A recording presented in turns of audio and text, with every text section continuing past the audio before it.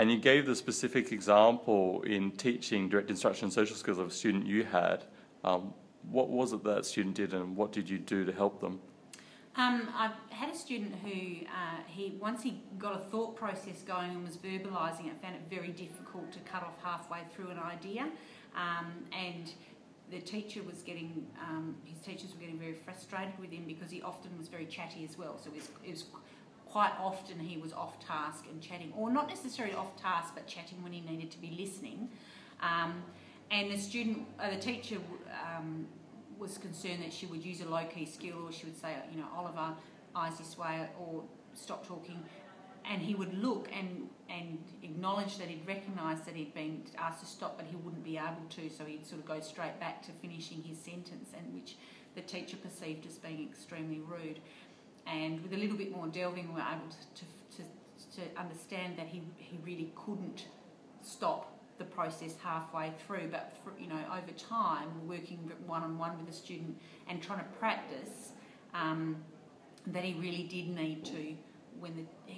So we put some strategies in place where he had to sort of stop and look at the student, and look at the teacher, or look at whoever's asked him to stop, and keep looking at them, because we realised afterwards that it was the other person's interaction with him that he was going back to, and he had to sort of stop. But we also worked with the teacher around giving him some warning that they were going to ask him to stop, which worked very well when it was in group situations, and letting him know, okay, in 10 seconds we're going to finish, so finish off that sentence or whatever.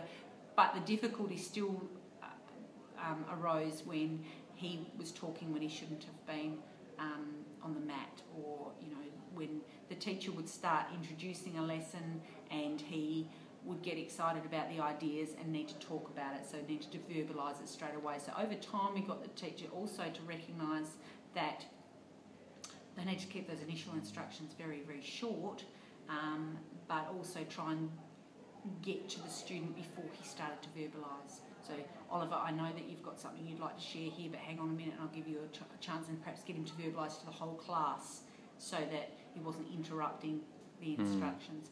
But it was quite tricky because he needed to modify his behaviour, and he needs to learn that that's, can be definitely perceived as rude, and we needed to get the teachers to see that it wasn't a deliberate,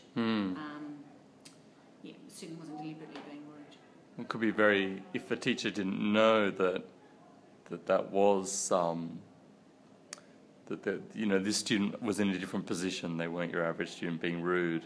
I mean, that I assume would be the case in most schools, wouldn't it? That Absolutely. Teachers know students who have some sort of learning difficulty. But often these students don't have a diagnosed learning difficulty, and he doesn't. It's just the way his brain works. He's possibly on the autistic spectrum, but definitely not autistic. Yeah. But we have lots and lots of students who are not autistic that demonstrate some of those characteristics.